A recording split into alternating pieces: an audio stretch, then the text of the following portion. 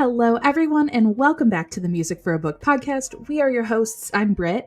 And I'm Hannah. And every 2 weeks, we read and review a book, assign a song to that book, draw the parallels between the two, and have some fun along the way. So welcome back to Season 2, Episode 9 of the Music for a Book podcast.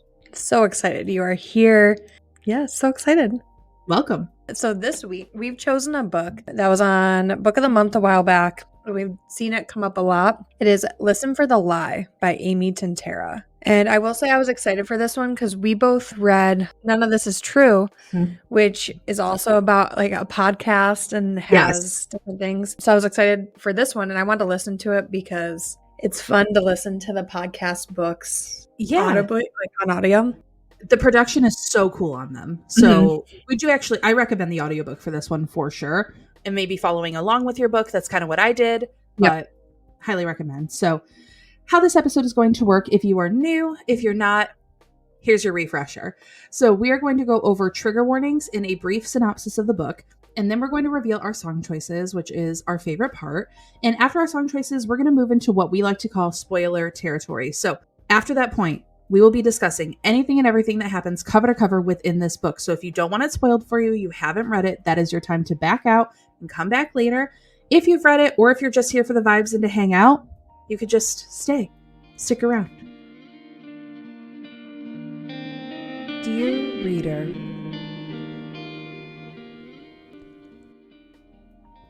as we like to say, you know your triggers, check your trigger warnings, but we do go over some of the themes and triggers that Storygraph gives us in regards to the book. So for this one here, we do have domestic abuse, both physical and emotional, murder, violence, blood, sexual content, infidelity, alcoholism, sexual assault, hallucinations, intrusive thoughts, violent thoughts. So like we said, please check your own trigger warnings. These are the ones that are most common. All right, a brief synopsis of Listen for the Lie. What if you thought you murdered your best friend? And if everyone else thought so too? And what if the truth doesn't matter? After Lucy is found wandering the streets, covered in her best friend Savvy's blood, everyone thinks she is a murderer. Lucy and Savvy were the golden girls of their small Texas town, pretty, smart, and enviable. Lucy married a dream guy with a big ring and an even bigger new home. Savvy was a social butterfly, loved by all, and if you believe the rumors, especially popular with the men in town. It's been years since that horrible night, a night Lucy can't remember anything about, and has since moved to LA and started a new life. But now the phenomenally huge hit true crime podcast, Listen for the Lie, and its too good-looking host Ben Owens have decided to investigate Savvy's murder for the show's second season. Lucy is forced to return to a place she vowed never to set foot in again to solve her friend's murder, even if she's the one that did it. All right, song choice time. Song choice time. I feel like every other episode I'm like, I struggle with my song choice, but this time I legitimately struggled with my song. You were struggling with this one. I feel like I couldn't pinpoint what I wanted to talk about, and nothing like really fit what I was looking for. Like I would have had to create my own damn song at this point to find the right vibe. No, I do feel that, and I think I struggled for a little bit, and then I found this song kind of randomly. Yeah. I mean, it's a song that I know by heart, but I re-listened to it and I was like, yeah, you know what? Yeah. It feels right. So I love it. I'm excited to hear what you chose though. Yeah, I ended up going for vibes. So I stopped looking for specifics and started going for vibes. I picked a song that I felt like I could see Lucy like walking to the through the woods to as she's trying to figure out what's going on. So I ended up choosing Graveyard by Halsey. We love a good Halsey song. We do love a good Halsey song. Some vibes for sure. Yes. I chose a song by our girl, Olivia Rodrigo. Bad Idea, right? I swear to God, I actually looked at that song. I told you either you're going to be like, I didn't even think of that, or it was on it was on the list. I listened to Guts. I listened to like 125 songs, not in full, but like clips of them, looked at lyrics, and I went Guts top to bottom to try and see. See, I didn't even think to look at Guts, but my playlist was on shuffle. And Bad Idea Right came out. I was like, oh, you know what? Yeah. It's a vibe. I kind of like it. Like, it's a vibe.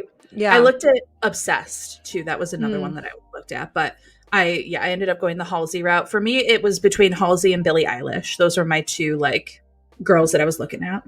Definitely. Love that. All right, so spoiler territory. Here we go. We will spoil everything and anything with this book because we are going to approach it like the true crime podcaster fans we are. Absolutely. If you don't want it spoiled, pause, read, come back. If you want to listen to us unravel the death of Lucy's best friend and who the murderer is, then stick around with us. Here we go. All right. So I feel like to kick us off, I have to ceremoniously read the first line of this book. Because yes, please do. Please. It is immediately I was like, yeah, this is it. So just so you guys know, the book is split up into 3 different perspectives. So we have chapters. These are all in Lucy's POV, but they're Lucy's POV in the present, Lucy's POV 5 years in the past. And then we also have chapters of the podcast that are laid out interview style in kind of like a script. And those are not numbered chapters. Those are just interspersed throughout the book. Mm-hmm. So, chapter 1, Lucy present day. A podcaster has decided to ruin my life, so I'm buying a chicken. Okay, Lucy.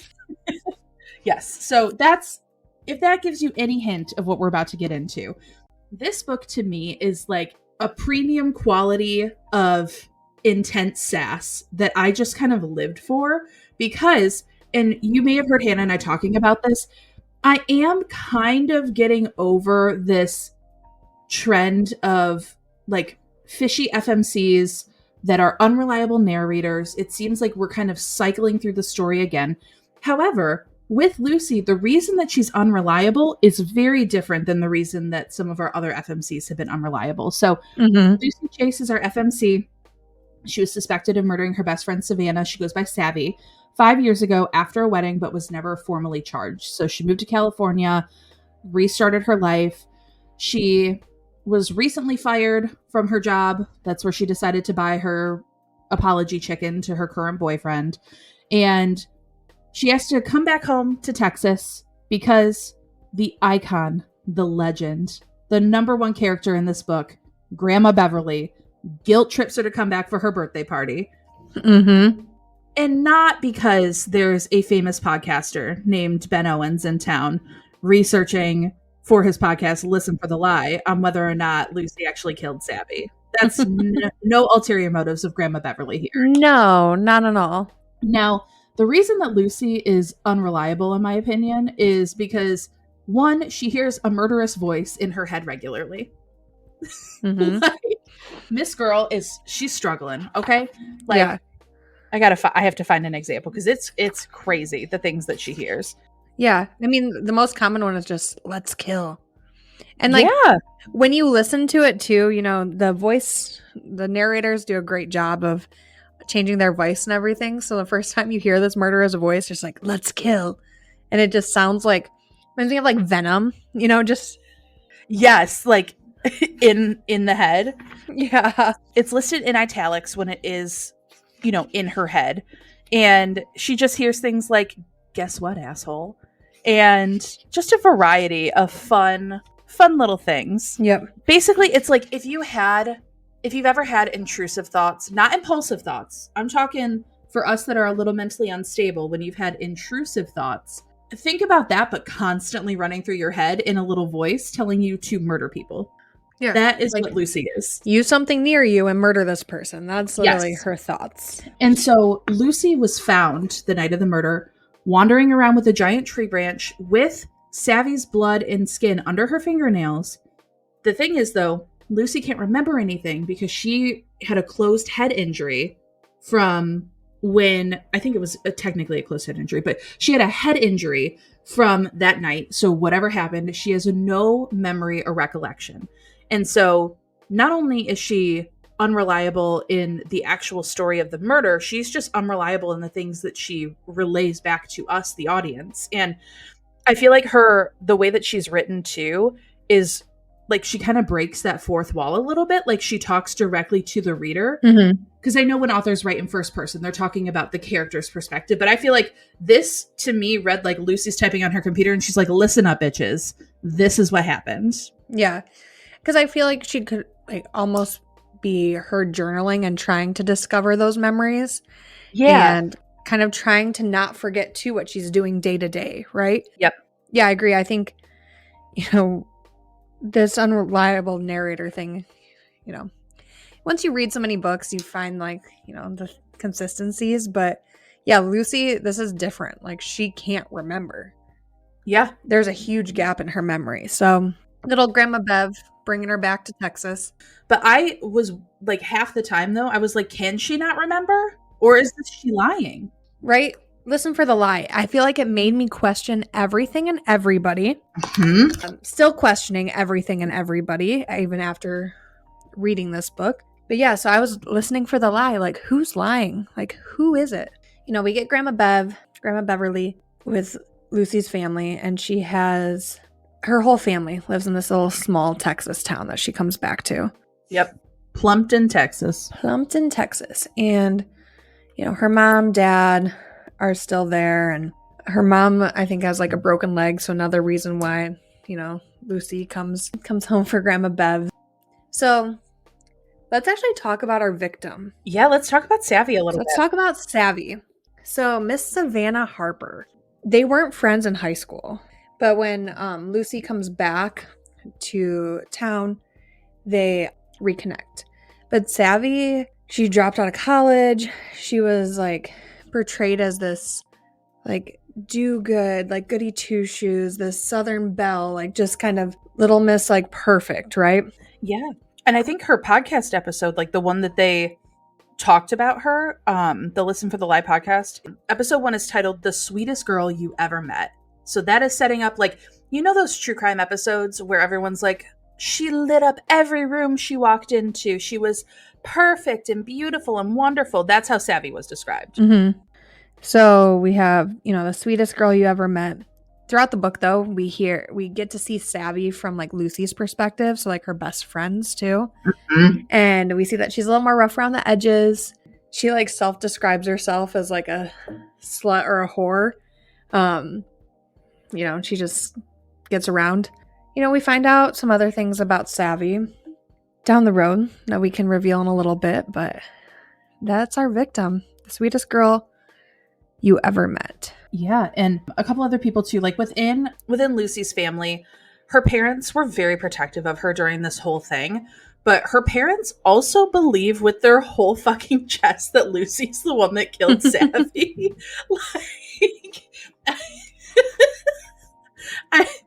I'm sorry.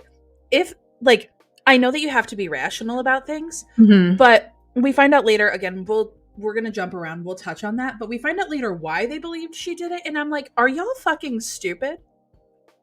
Are y'all stupid? But yeah, the answer is yes. So Lucy, 5 years ago, was married to a man named Matt, and Matt is a piece of shit. Mm-hmm. Like, truly just abusive mentally and physically and emotionally. And yeah, he's just like, he also was one that just believed that Lucy did it straight out of the gate, like no questions asked. And we find out through like these podcast interviews, because Ben is like, I know he's technically like what he's doing is journalism, but to me it was like he's whoring himself around Plumpton to get like the best drama. That was like how I kind of looked at it. But he's interviewing anyone that will talk to him on the podcast. And there's never been an interview with Matt. There's never been a formal interview with Lucy. And as the book goes on, both of those things happen. And there's been some interesting details uncovered about that night. Slowly, Lucy starts to like piece some things together, but we're kind of traveling back through like this nostalgic road with her as she meets up with old friends, old enemies, people who truly believe that she did it. She talks to Savannah's family, and Savvy's family is dead ass convinced 1000% beyond a shadow of a doubt that Lucy killed their sister or their daughter. Lucy's behind it. Everyone knows it. They just can't prove it. Yep, poor Lucy. I know. And Lucy's over here not remembering it, and I feel like she's like, did I do it? Yeah.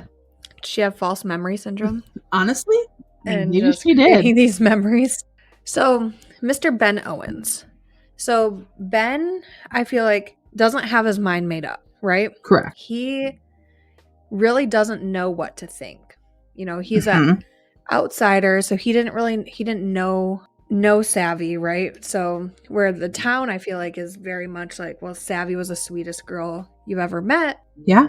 Like, how could anybody murder her? Like, I guess it had to be her jealous friend, right? Is how, like, the town kind of perceives it. But Ben's like, something's fishy here. Like, something's weird. So Ben's trying to go down every avenue, right? Possibly Lucy. Possibly Matt. Like, possibly, I don't know. He throws out, like, so many different people. He has so many ideas. So many.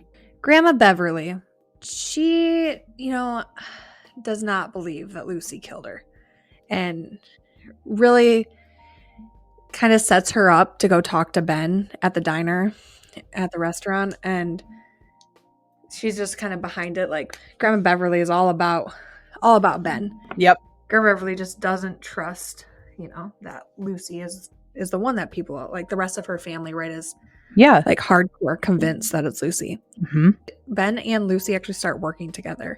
And Lucy decides to, like, give Ben the interview and to, like, kind of help him through, because Lucy's like, what do I have to lose? Like, people already think that I murdered her. Like, why not find out if I actually did? So, and he also, like, he low-key was going to blackmail her, but his assistant told him it would be, I think, a dick move specifically, because Lucy also has penned romance novels under a different pen name, so she would be able to actually sell them. And the name is Eva Knightley.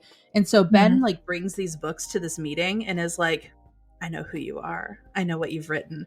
And she's like, the fuck is this, blackmail? And he's like, no, I've read them. I just think that they're good books. Like, like, why do I like this guy? Like, why are we reading a romance novel in the middle of, like, a... It always happens with some of these thrillers. They really like to throw some romance in here. There was a lot, like, some spicy stuff in this little thriller too.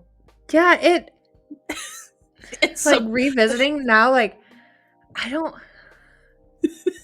The Lucy and Ben thing doesn't make sense to me. You guys, it's so, like, okay, yeah, we're not, like I said, we're just talking. Sorry, yeah, we're going off. Yeah, this book is talking. So Lucy and Ben have this, like, tension, romantic tension. Will they, won't they? They do. They do. Mm-hmm. And there's one chapter that I'm going to wait a little bit to talk about, or two chapters, because, you guys, the way that my jaw fucking dropped when I was listening to this, and I was like, what the fuck is happening right now? But Lucy, like, she kisses Ben, they sleep together, his assistant Paige gets pissed off, but at the same time, Lucy also, like, kisses Matt a couple of times. Her Bad idea, right? Bad idea, right? But also, Matt is separated from another woman right now who was his second wife, and she's interviewed for the podcast, and she said Matt was abusive, and Lucy's like, I'm gonna protect myself and say Matt wasn't abusive to me. And I'm like, girly, are we okay? Yeah. I feel like we're not okay, Lucy. But I feel like all these choices, too, that Lucy's making throughout the book make you believe that she did murder her. Because it's like, okay, if you're just going to do this reckless behavior, it kind of all makes sense. But like, one thing I like about Ben's, like, podcast names of, like, his episodes. I feel like they're very, like, pro Lucy. It's like, she would not hesitate to cut a bitch. Matt was too good for her. The amnesia defense. A mystery woman. The truth about Lucy. So just a very much, I feel like Ben also had this fascination with Lucy. Like, there's a reason why he wanted to do this podcast, like, about her too. So, okay, that's something that, like, I think I put toward the ending, we can kind of circle back to, but, like, I wanted to talk about the moral and ethical relationship of Lucy and Ben. We can circle back, but I just thought it was, obviously it's not ethical to be fucking the person that you're interviewing who potentially murdered their best friend. Obviously. Right? So throughout the book, we get all this, like, little information, right? Lucy has this voice in her head that we don't really know where it came from at first. It's just like this intrusive thought voice telling her to kill. We're like, all right, I guess she is the murderer. Like, she has this thing, right? Ben, like, takes her back to different places. So you said that she, like, was found, like, in her bloodiness, right? So they were at, like, this wedding. Like, Lucy was found the next day, like, wandering on the street. And like this truck picked her up. And so she has no recollection from the wedding to the truck picking her up. So that's kind of the goal. Like Ben wants to find out what happened in that part. Lucy wants to find out what happened in that part. But it seems like some other characters might know what happened in that part or think they know. So it's just kind of interesting how things unfold. So at the time of the murder, this is something that Ben kind of dug up.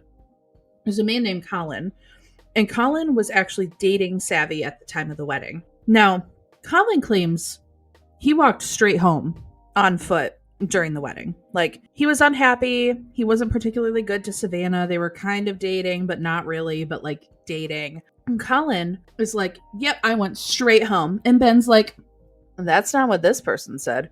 This person said they saw you hop into the car with a woman. And Colin's like, okay, yeah, I hopped into the car with a woman. And he said then they hung out in the car and he got home later in, kind of in the middle of the night. And then he said that the reason that this didn't come up is because the woman that he was with, like, would not be an alibi with him because she is in a relationship and wouldn't want to be seen with him. Who is the person, you may ask? Who is the person? Lucy's fucking mom, Kathleen. Kathleen is like 20 plus years older than Colin, and she's screwing him in the back of a car after a wedding. Wild. Absolutely wild. But then, because of the podcast and because of the way Ben says things, it immediately makes Kathleen look suspicious. Mm-hmm. Immediately makes Colin look suspicious. Because what if Savvy and Lucy happened upon them? Yep. I don't know. There's just so many possible outcomes that could have happened. Yeah. So, my girl Savvy. I love Savvy. I wish I had got more of her. Mm-hmm. Well, you find out that murderous voice in Lucy's head is Savvy's voice. Savvy's voice is the one that's in the back of Lucy's head constantly. Yeah. Because a little bit about Savvy. She did kill somebody before. She sure did. She stabbed somebody. Speaking Man of that which, got a little too handsy. What? I did almost pick Goodbye Earl by the Dixie Chicks. I'm not going to lie. That would have been a good one too. So Savvy does come clean and tell. Not even come clean because she has like no remorse for it at all. The body, it's gone. Never came up. Nobody looked for him. He's done. Straight up cell block tango. He had it coming. Yep. He only had himself to blame. 100%. So we find out that about Savvy, and Lucy's like, oh, okay. And then Savvy, picks up that Matt's abusing Lucy. Mm-hmm. And so Savvy's like, let's kill him. Let's kill him. Like, you don't deserve that, Lucy. Mm-hmm. And I'm like, okay, Savvy, stand up for your friends. Like, I gotcha. Savvy the Savage, straight up. So it just almost makes you, question too, like, was Savvy trying to kill Lucy? I don't know. Who knows, right? It just makes you, I feel like, question everything, like what happened out there. And yeah, and I think, so not only was Lucy unreliable, but all of the interviews that Ben was doing, someone seemed to contradict something else that the other person was saying. Like, yes, this person was sleeping with this person, and this person was sleeping with this person. And then, like, we had Lucy meeting up with old friends like Nina Garcia, like Emmett, like these people that she knew and she was kind of friends with, and they're like, we'll tentatively let you back into our lives because the podcast is kind of painting you in a better light, and maybe you didn't do it. There's just so many moving pieces and so many things that like could be woven together. At this point, like, I truly had no idea like who to trust, what was going on, like literally none of it. Yeah, because so many people were cheating on each other. There's so many different stories about that night and who Savvy was, who Lucy is. And like when Matt agrees to the podcast, then he kind of like storms off, right? Because Ben like interrogates him a little bit. And something that was interesting though is that Lucy's parents defend Matt, even though, so Lucy isn't forthcoming with the amount of abuse that she endured from Matt, but after Matt's now second ex-wife went on the podcast and was very open about it, everyone was questioning Lucy, like, is this what you experienced with him?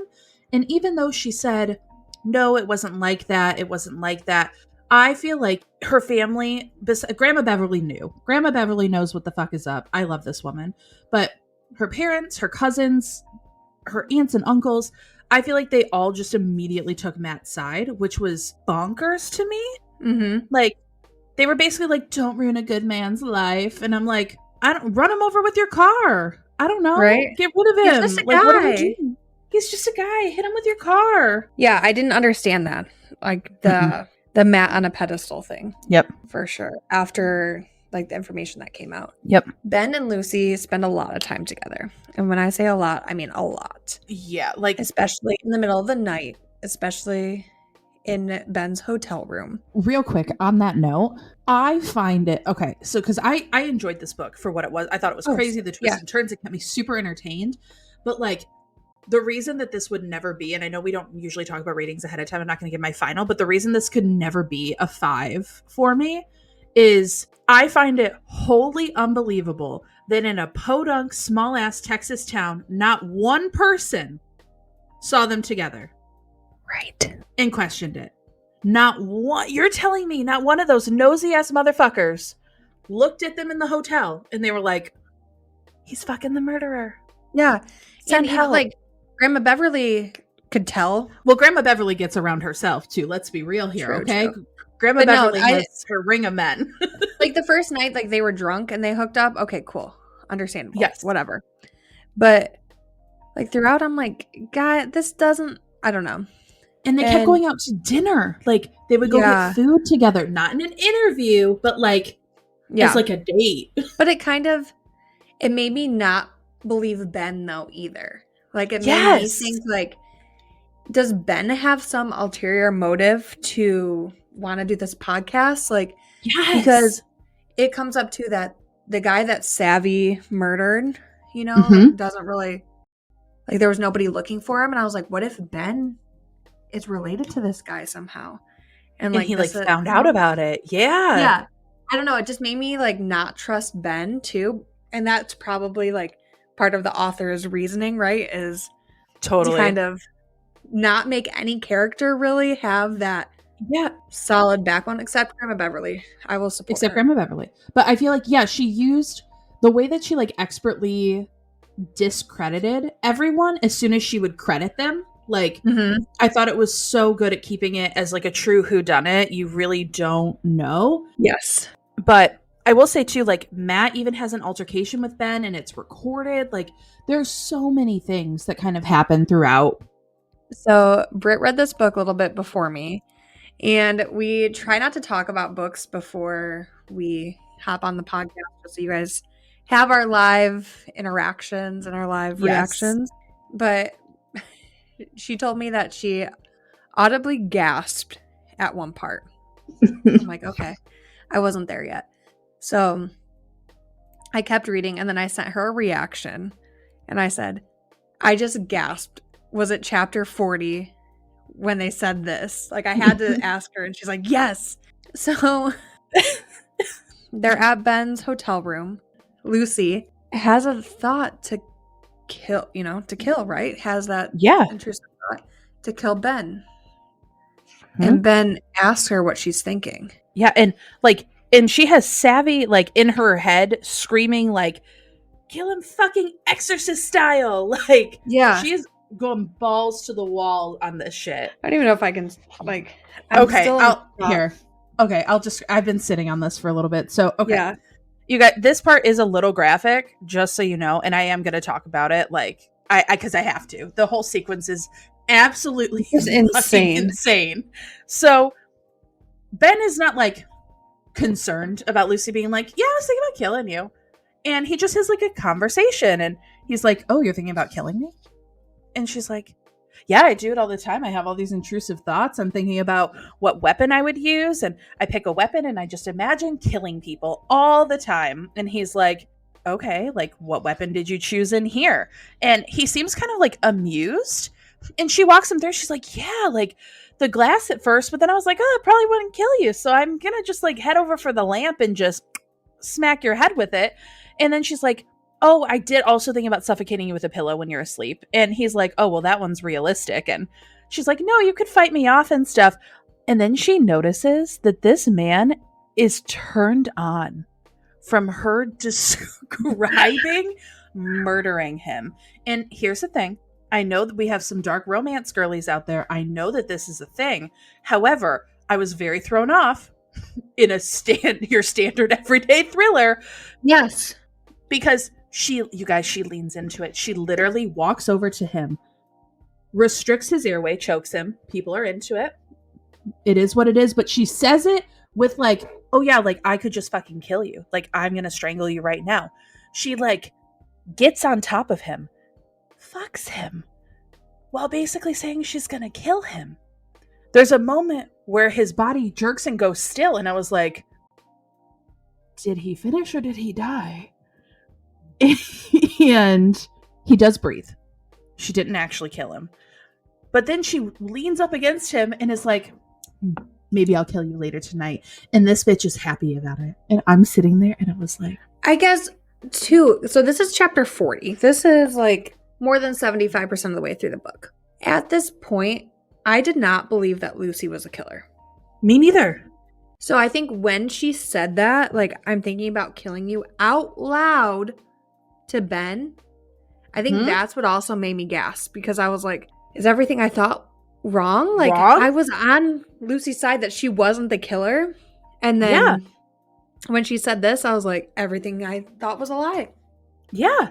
Everything, like, she's capable of it. Like, yeah. And so I was sitting there and I'm like, okay.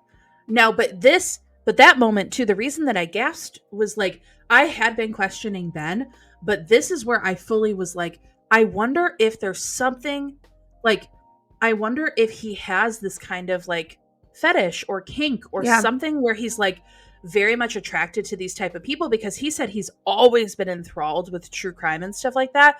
And I feel like it is different for men versus women who are involved in like interested in true crime.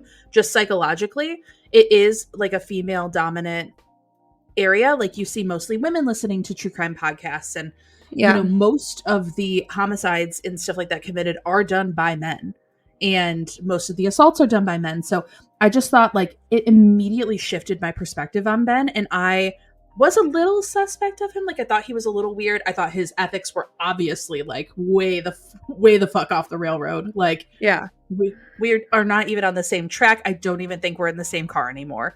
Like, so yeah, this part I was like, it was the shock of like her saying it out loud and me being like, holy shit, is this why he does this? To like get close to these people, and he kind of gets off on like being close to death in this way. And now he's exploiting these people in these cases for his own like personal gain and personal pleasure. Like I thought that was that's why it was so shocking to me. Because I was like, oh shit. Like, what is this? Yeah. Insane. So yeah. I feel like with this episode too, and this book, a lot happens in a short time, and it's a lot of different perspectives that when you read it, like you need to make your own kind of assumptions with different things. And I feel like so many people would read this and come to different conclusions. Totally. With it. So that's why this episode is a little bit more flexible, a little bit more around the... We're like having a chatty Cathy moment. It's fine. Yeah, we're just gossiping about it. Yeah. And like, as this is happening too, like bits and pieces are coming back to Lucy from Savvy, things that she's hearing. And there's, you know, there's an interaction that she has a little while ago too with Emmett at a restaurant, and Emmett still kind of like has feelings for her. And I feel like there's this, I thought it was weird how like romantically involved she was with so many people. Yeah. Back in her hometown. Also, she did have a boyfriend back home who did dump her basically via text message when he found out that she was likely a murderer.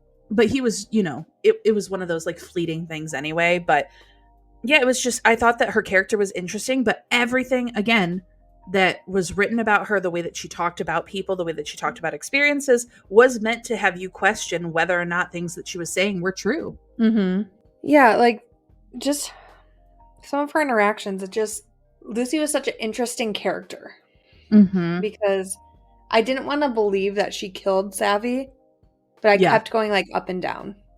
up and down. It was a roller coaster. So Ben does convince Lucy to go back to the wedding venue and try to kind of recreate those memories to try to remember. So she invites Matt along because Matt was there, right? So he can kind of help guide her. So they go and she like starts to remember certain things as they walk around. Yeah. She remembers like fighting with Matt.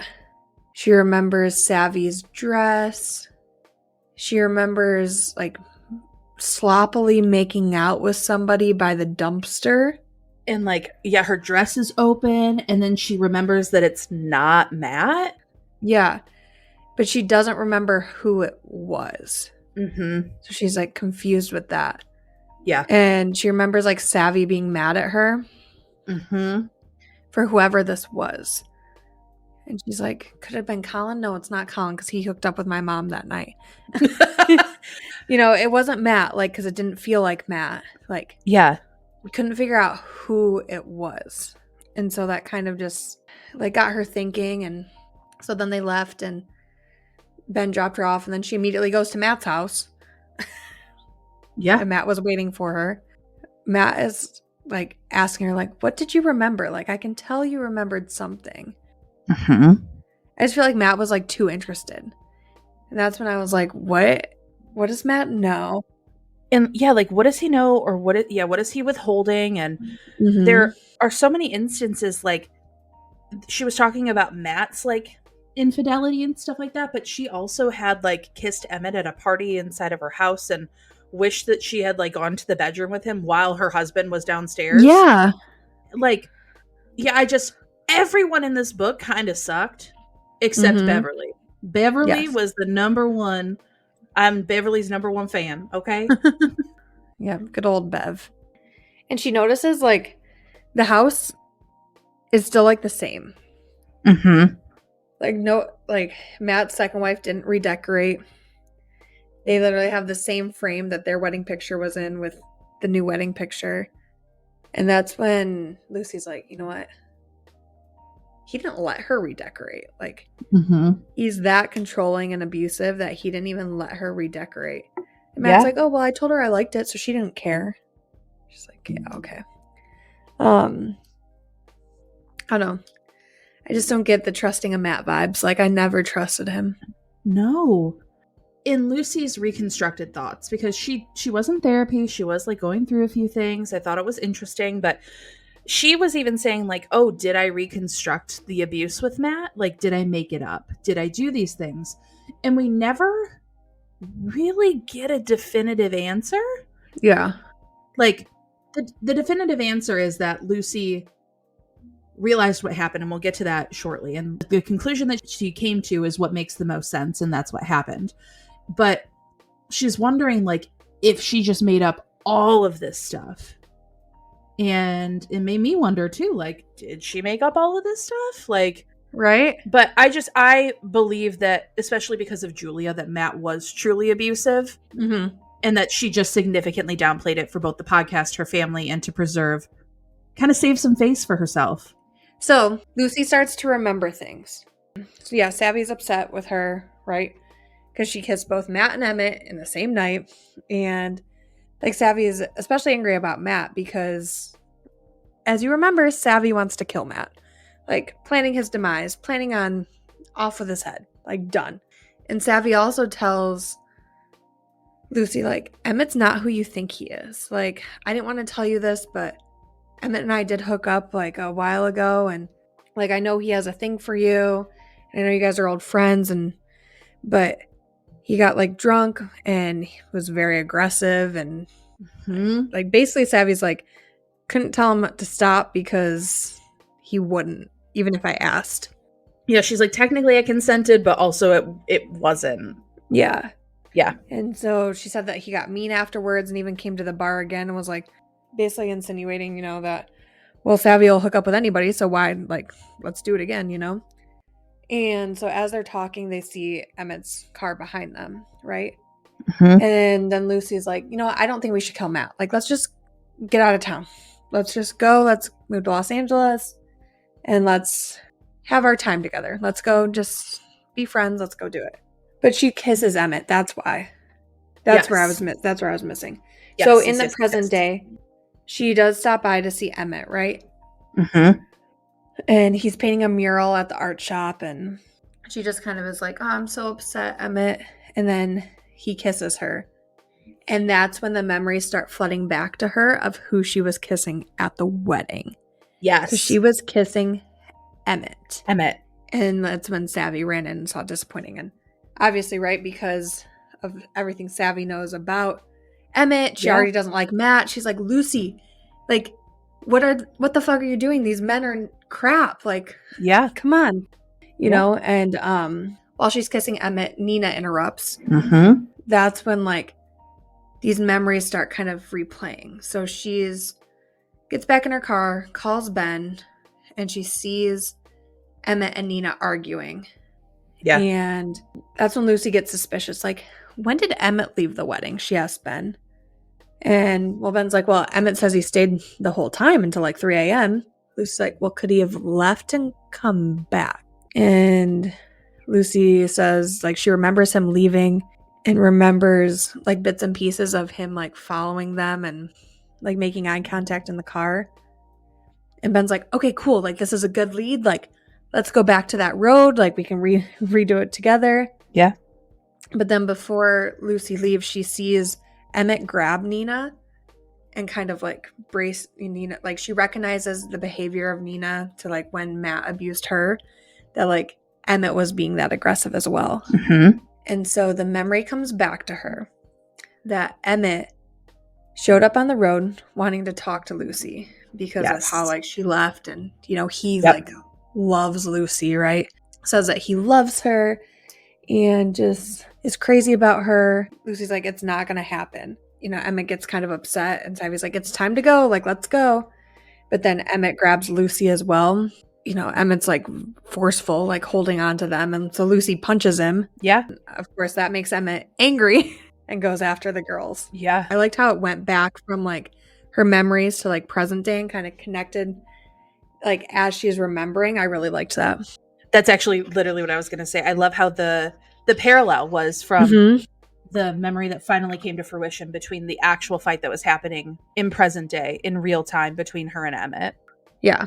And I thought it was interesting too, because in present day, like, Emmett very sneakily took away anything that she would have that might be able to protect her. She might be able to get away. Like, he very casually took her phone away. He very casually reached over and took her keys away. You know, if she hadn't been talking to Ben and Ben didn't know, like, hey, I should probably get there, like, very good chance that Lucy could have also ended up dead. Oh, definitely. Yeah. Yeah. Because now we're seeing, like, Emmett's true character, right? Yeah. Then we flash back, right? And Emmett's just furious. Like, calling Lucy a bitch. Lucy tries to, like, get Savvy out of the way. And that's where she, like, scratches, like, Savvy's arm and has her, like, skin under her fingernails, right? Yep. And Savvy tries to grab Emmett so Lucy can get free. Like, it's just like Emmett's a big forceful guy with these two girls. They think they're safe. So they start walking back to the venue instead of the car because they think they're, like, out of range of Emmett. But then he appears with a hammer, catches up to them, and swings it at them. Yep. And so Savvy is bleeding. Then Lucy gets hit in the head and, like, begs him to stop. And Matt shows up looking for them. And before Lucy can yell for him, Emmett swings at her with her hammer. And Savvy manages to, like, yell for help to Matt. Mm-hmm. But then Emmett takes another swing. And it's just, like, I'm just picturing, like, this back and forth. And Emmett with this giant, like, I picture, like, a big, like, construction hammer, right? Like, this big, like, hammer. And so Savvy, like, tries to, like, save Lucy, but then ends up getting in the crosshair. Then Lucy gets hit, too, and goes black. And that's how Savvy died. And, yeah. And, like, how Matt found her was, you know, with the stick. And Matt hid the stick because he thought that this was the murder weapon, right? Mm-hmm. But Lucy was also, like, blabbering, like, kill, I kill, we kill, not the plan, these kind of, like, a variety of things, which is what made Matt think that she did it. And then Matt told her parents, And then they all just went on blindly believing that she did it, because that's what Emmett said. Emmett's like, tried to stop her. Look at this. Like, it just, and what Lucy was saying, what she was recalling, was that voice in her head that she got from Savvy being like, let's kill your husband. Mm-hmm. Like, it was not about killing Savvy. Yeah. Yeah, and so, Emmett told Matt the story, right? Which kind of like led down this hole. Yes. And then so Matt tried to cover it up, gets her dad on board to help cover it up. Yep. And they get her mom in on the lie. And it's like this little pact they have to like defend Lucy. I think Kathleen even makes a comment to Ivy, Savvy's mom, like, we'll make it up to you. Yeah, like, we'll make this right. I think it was, we'll make this right. Yeah. Yeah, and so it just blows my mind how they like trusted Matt, right? Instead of kind of like trying to figure out what happened in Emmett. And so in present day, like, Emmett's trying to, like, he realizes that Lucy's remembering things. So he's trying to like gaslight her into his story, right? That he's probably told himself over the years. Yeah. Right? Like, Savvy was mad about seeing us kiss, and, Savvy and I hooked up, and he left to let the dog out. And then when he came back, Lucy had attacked Savvy, and Lucy's like, but what about like my head injury? Yeah. And why did you leave Savvy out there to die? Like, there was just things that Lucy is like, this doesn't add up. Yep. Like, what you're telling me does not know. And he's like, oh, well, I don't know how you got your head injury. Like, Savvy was already gone by the time I found you. Yep. And Lucy's like, fuck no. Like, I should have punched you harder. Like, yeah. And so she punches him in the face. And then she does break free. And then, of course, he runs in the store and grabs another hammer. Naturally. When life imitates art, I swear. Right? Honestly. And then she's able to like get the hammer, and Ben shows up, and yeah. And she doesn't crack his skull, but she does crack his leg. Now, here's where shit gets interesting again. Because after this whole sequence, Ben is there. There's blood everywhere. And Ben reaches down, picks up the hammer, and she said, quote, he killed her. And he killed Savvy, and he tried to kill me. And Ben is surprised, but like the wheels are turning, and he's starting to like pull the pieces of all of his interviews together. And she's like, Matt saw him that night. You can ask him. You can ask all of these things. This is what happened. And Emmett's like, I would have never hurt you. I would have never hurt you or Savvy. And, you have to believe me. And he's like, she was about to kill me. She was about to kill me. She would have killed me if you didn't show up. And so Ben looks down at the hammer and says, let's find out, and tosses it back to Lucy.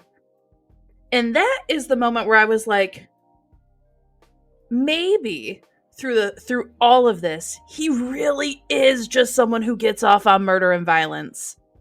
And that's why he does these podcasts. And like, but that still had me questioning everything that happened. Yeah. Oh, definitely. I still don't know. Emmett ends up getting arrested. Matt and her parents end up getting arrested for withholding evidence. Yes, so Matt, Kathleen, and Don get charged with withholding evidence. And then Beverly and Lucy do one final kind of interview with Ben.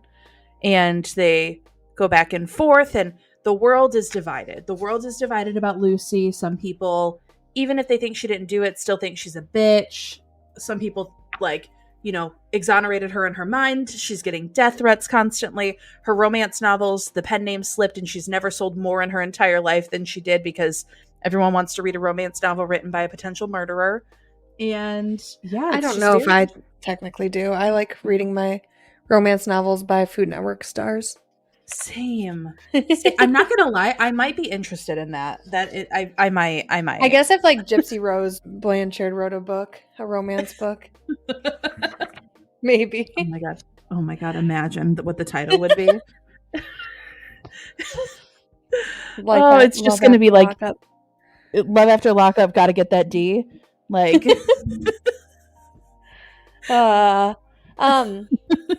But yeah, I don't. So because here's the thing.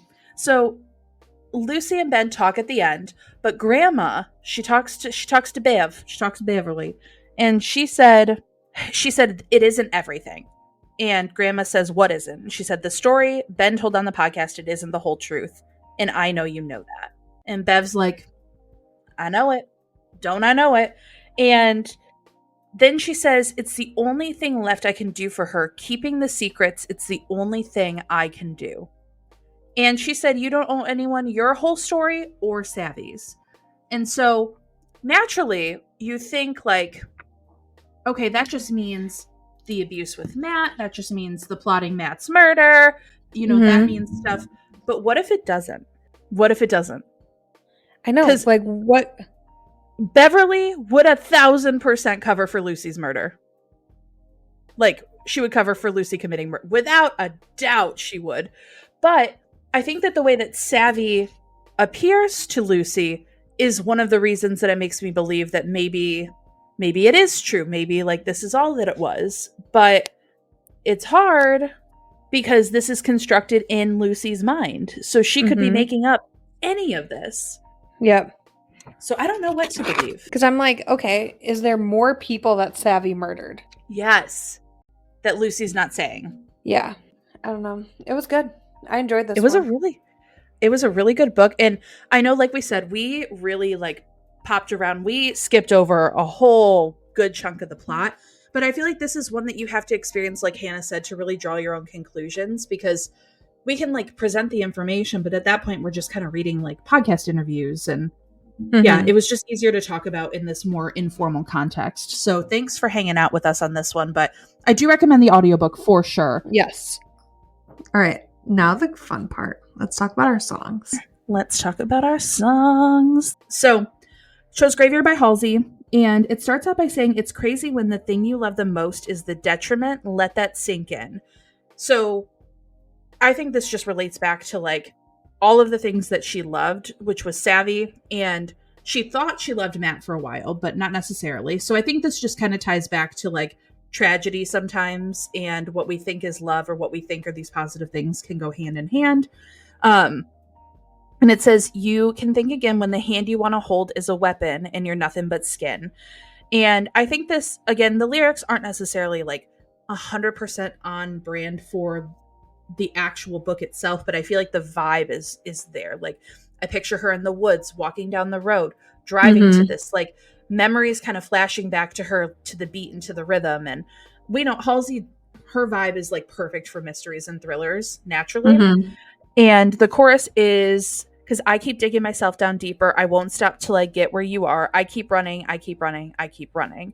And I think that's just Lucy being like, I will dig myself into a hole.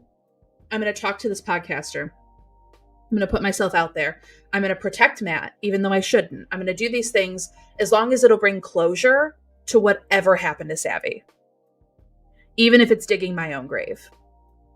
And it says, they say I may be making a mistake. I would have followed all the way no matter how far. I know when you go down all your darkest roads, I would have followed all the way to the graveyard.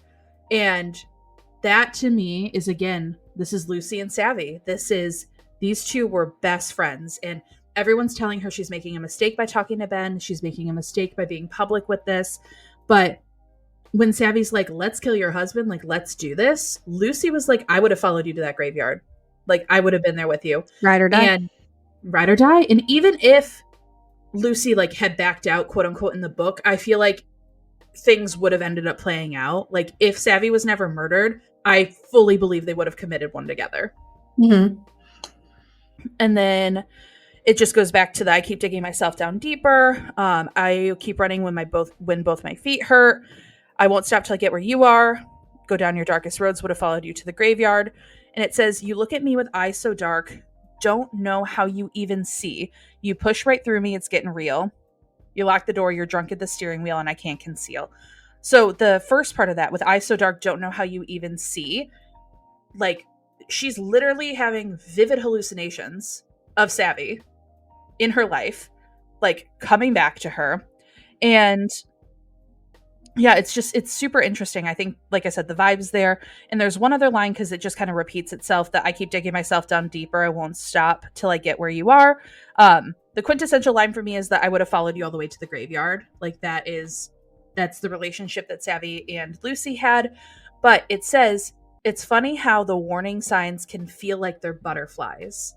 And I think that for Lucy and Matt, for Lucy and Emmett, like these situations where you feel like things are so good, but those warning signs, those red flags, are being mistaken for butterflies and for those things. And because of that, she would have followed Savvy all the way down to that graveyard. So yeah, that's why I picked the song. Like I said, I really struggle with this one, but I'm happy that this is where I landed, because I feel like it does have like the right energy that I was going for. Yeah, no, I think that was a great pick, for sure.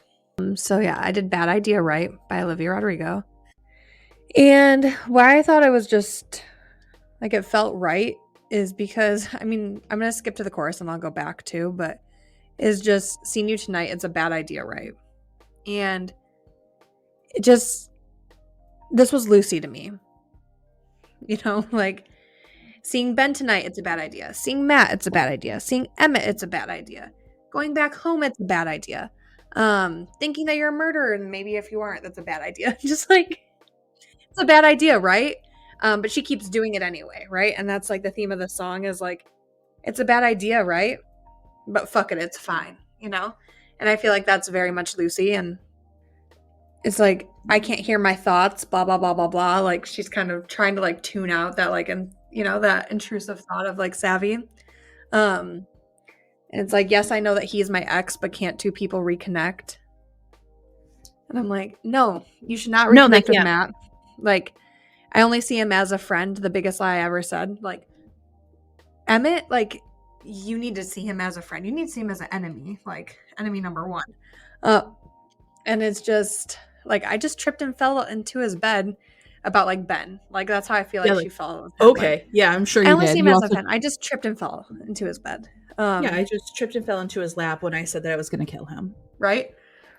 And so like one of the verses is like, now I'm getting in the car, wrecking all my plans. I know I should stop, but I can't.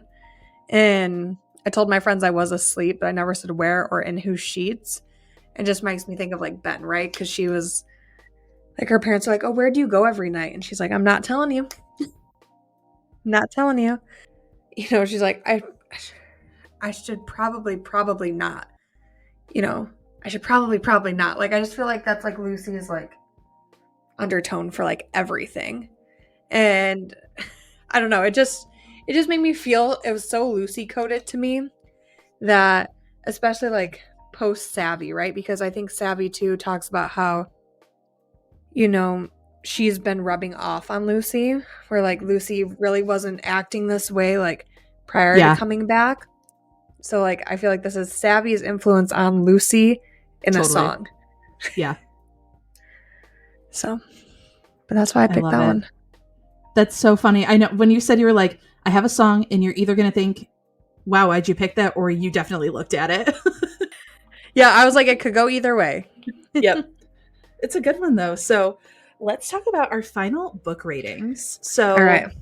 For those that don't know, we rate into the moon and to Saturn. And I feel like, okay, so here's where like I end up struggling with ratings is I will finish a book and I'll be like, boom, done. This is my rating. And then I sit on it for a little bit, or we talk about the book, and then I come up with more things that I didn't like. And then I'm easily influenced by other people saying that they like or didn't like it, because everyone has valid points. And so I was originally going to go with 4.5 moons, just based off the audiobook alone. I feel like based on everything that we've read recently and things like that, I'm going to give it the same rating that I gave Murder Road. So I'm going to do 4.25 moons, because I feel like that's a good middle ground. It was super enjoyable. I loved the audiobook production. The audiobook narrators were amazing. It was a really fun vibe. I definitely would change a few things. It wasn't like my absolute favorite thriller, but I think that it was a phenomenal thriller. Definitely worth a read or listen. Yeah. I enjoyed listening to this book a lot too. But there are certain things that I didn't vibe with, but not enough for me to be like, oh, don't read it, or like a 1 Saturn. Yeah. But I am going to give it 3.5 Saturns. Mm-hmm. So definitely, you know, if I rate anything 3 or higher, read it. It's great. Yeah. Yep. But yeah, 3.5 is kind of where I feel comfortable with this one. I feel like these are our same Murder Road ratings. Yeah, probably. I think they are. Yeah. Yeah, because I feel like I could do a 4. Like 4.25 is me being like, it's probably a 4, but I at one point thought that it would be higher, so I'm justifying my actions. Same. Yep, I feel you. But yeah. That was Listen for the Lie. That was Listen for the Lie. So thank you guys so much for joining us on this very chill, chaotic episode. We really appreciate you hanging out with us. Thanks so much for listening. Please be sure to rate and review the podcast. It helps us so much. Drop us a follow. Hit that notification bell so you know when our episodes are dropping. Yep. Yeah. Our next book. Yes. We're jumping back into fantasy. This is a standalone fantasy that was a Good Morning America book club pick, recommended to me by a friend. And I'm excited because it's about books and magic. And it's another, you know, it's another cool, like One Dark Window had a cool magic system with like the cards. Mm-hmm. And from what this one looks like, it has a cool magic system with books. Yes. So I'm excited to see how that goes. But it's called Ink Blood Sister Scribe by Emma Torres. So I'm excited for this one. Yeah. It's going to be interesting. We like to, I feel like we like to change things up to try new things. Like we never know what we're going to like until we read it. And honestly, we've had good book after good book this season. So I'm just going to knock on wood and hope that our rule continues. Yep. No, I'm excited for these last few ones. Yeah. I think these are going to be a lot of fun. Definitely. But yeah. All right. Thanks guys for listening. Let us know what you're reading. Follow us on Instagram, TikTok, Discord. Join our Patreon. Yeah. And comment and like our stuff because we appreciate you. But we want to know that you appreciate us too. Thank you. I know. Please, algorithm, save us. So we will see you guys on June 19th with our review of Ink Blood Sister Scribe. Keep reading with kindness. All right. Bye, everyone. Bye.